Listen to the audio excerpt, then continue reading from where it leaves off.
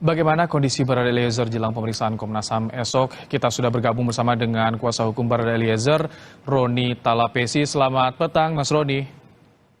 Selamat petang, Mas Ibrahim. Mas Roni, bagaimana kondisi Eliezer saat ini, Mas Roni? Ya, keadaan klien kami sehat, orang tuanya juga sehat, semuanya baik-baik. Baik, kondisinya sehat. Mas Roni, tadi LPSK bilang katanya Eliezer ini tahu soal latar belakang pembunuhan Brigadir Yosua. Apa seperti itu, Mas Roni? Kita pengen klarifikasi juga ya, bahwa apa yang dilakukan oleh LPSK dan apa yang nanti akan dilakukan oleh teman-teman Komnas HAM itu sangat baik untuk klien kami tentunya. Tetapi di sini perlu kita sampaikan bahwa mengenai update perkara ini, proses BAP sudah berlanjut, kronologi sudah berlanjut. Pengen kita sampaikan bahwa klien kami itu tidak mengetahui dan tidak bagian dari rencana pembunuhan.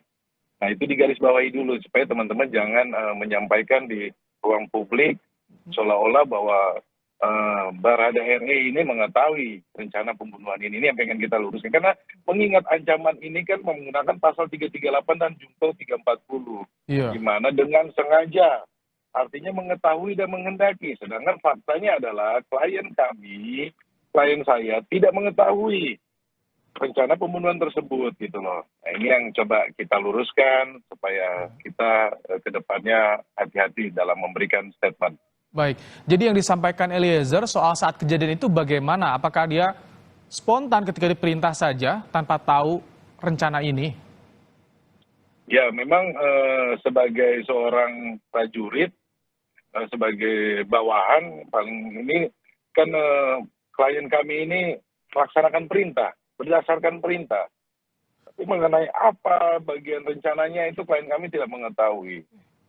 Perintah itu datang juga di last minute ya, dengan waktu yang tidak terlalu lama gitu. Jadi ya perlu kita sampaikan bahwa klien kami tidak bagian dalam rencana pembunuhan. Oke. Ya.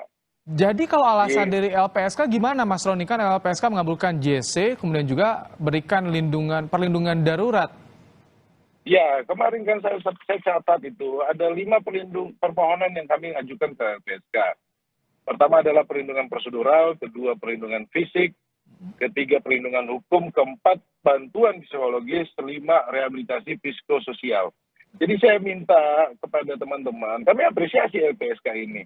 Kami apresiasi mengenai apa yang teman-teman akan lakukan ke depannya. Tetapi kita fokus terhadap perlindungan yang akan diberikan. Jadi mengenai fakta-fakta hukum ini, tolong kita sama-sama menahan diri, jangan terlalu cepat untuk menyampaikan ke depan publik. Kepentingan saya adalah klien saya ke depannya mendapatkan pendampingan hukum yang maksimal, pembelaan hukum yang maksimal. Kalau selama ini ada ancaman nggak di rutan Barreskrim yang diterima Eliezer? Sehingga dapat JC mengajukan tadi, 5 perlindungan tadi, Mas Roni? 4 hari ini saya pendampingan, so far semuanya baik. Penyidik bekerja sangat profesional. Tidak ada ancaman yang seperti isu-isu di luar bahwa tidak ada tekanan juga ya sama sekali ya untuk yang bisa mengubah keterangannya ya?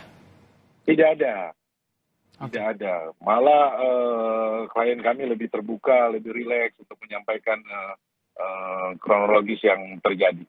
Oke, sebelum kita bicara soal bagaimana detail perlindungannya, saya ingin konfirmasi lagi. Jadi besok betul akan diperiksa oleh Komnas HAM juga, Eliezer? Ya, kami menunggu ya dari rekan-rekan Komnas HAM yang akan melakukan asesmen atau pemeriksaan. Tetapi di sini saya perlu sampaikan bahwa jangan kita terlalu cepat menyampaikan ke publik ya seolah-olah bahwa Barada RE ini mengetahui proses ini rencana. Jangan dulu.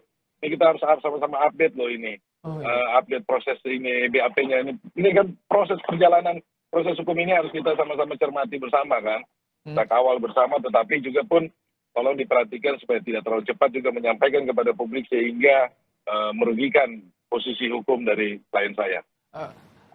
Kemudian soal ini, ada amplop 1 miliar kepada Eliezer yang dijanjikan. Bagaimana kata mantan pengacara itu yang sebelumnya, bagaimana Mas Roni, itu benar atau tidak? Saya perlu luruskan ya, bahwa informasi yang seperti itu tidak boleh sepotong-sepotong. Hanya sepotong menyampaikan begini, jadi publik melihat bahwa Baradae RE ini masuk dalam rencana karena ada dugaan akan dijanjikan uang atau apa. Ini kan bahaya ini. Saya bilang, kalau penyampaiannya sepotong-sepotong ini kan akhirnya publik melihat, wah ini ada sebuah pemufakatan jahat, ada perencanaan jahat. Saya tidak. Ya, ini kan harus cerita itu dari hulu ke hilir. Jadi supaya cerita itu lengkap. Jadi seperti apa penjelasannya Mas Roni? Jadi tidak ada soal itu. Itu adalah materi penyidikan, Mas Ibrahim. Tapi saya pengen sampaikan bahwa klien saya dia tidak masuk dalam ini kategori ini bagian dalam perencanaan pembunuhan. Nah, kalau seperti ini disampaikan ke publik, ini kan merugikan klien saya. Jadi saya mohonlah kepada para pihak itu menahan diri.